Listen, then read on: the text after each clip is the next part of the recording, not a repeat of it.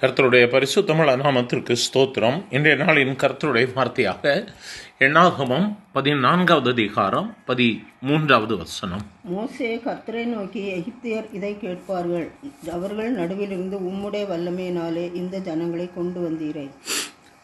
இந்த இடத்திலே மோசே தேவனுடைய சமூகத்திலே கர்த்தரை நோக்கி சொல்லும் பொழுது சொல்லுகிறார், இந்த ஜனங்களை நீர் ஒரே சமயத்திலே அழித்து விட்டீரானால் இதை எகிப்தியர் கேட்பார்கள், இஸ்ரவேலர்கள் அழிந்து போனார்கள் என்று சொல்லி எகிப்தியர் கேட்பார்களே, உம்முடைய வல்லமையினால் இந்த ஜனங்களை எகிப்திலிருந்து நீர் கொண்டு வந்தீரே என்று சொல்லி மோசே இந்த இடத்தில் தன்னுடைய ஜனங்களுக்காக திறப்பிலே நிற்கிறதை நாம் பார்க்கிறோம்.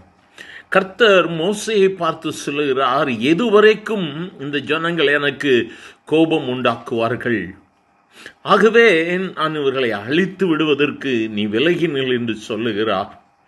எதுவரைக்கும் என்னை விசுவாசியாமல் இருப்பார்கள் என்று சொல்லிவிட்டு தான் கர்த்தர் இதை சொல்லும் பொழுதுதான் மோசே சொல்லுகிறார், ஆண்டவரே இவர்களுக்காக மன்னியும் என்று சொல்லி.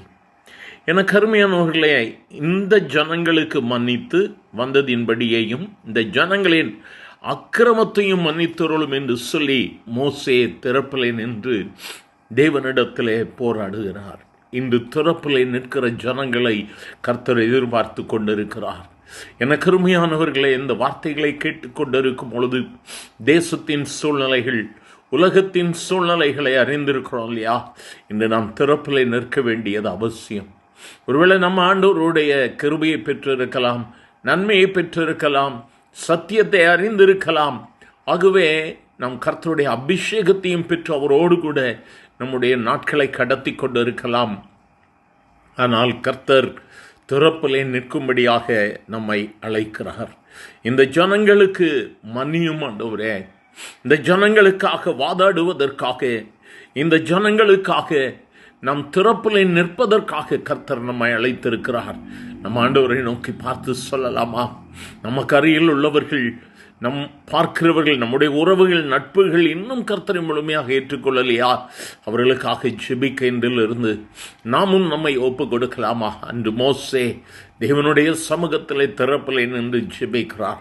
ஆண்டவரே மனம் இறங்கும், ஆண்டவரே நீர் இந்த ஜனங்களை அழித்து போட்டீரானால் இதை கேட்டு எகிப்தியர் அவர் நகைப்பார்களே என்று சொல்லி தேவனுடைய மனதை மாற்ற திறப்பிலே நின்ற மனிதன். இன்று நாமும் அதை பின்பற்றி ஆண்டவருக்கு நம்மை ஒப்புக் கொடுக்கலாமா? எங்கள் அன்பின் ஆண்டவரே, ஆசீர்வதிக்கப்பட்ட இந்த நல்ல காலை வேளைக்காக நன்றியப்பா. அன்று திறப்பிலே நிற்பதற்கு மோசையை தெரிந்து கொண்டது போல இன்றும் இந்த வார்த்தையை கேட்கிற ஒவ்வொருவரையும் திறப்பிலே நிற்பதற்கு கர்த்தருடைய அபிஷேகத்தால் நிரப்பும்படி ஜெபிக்கிறோம்.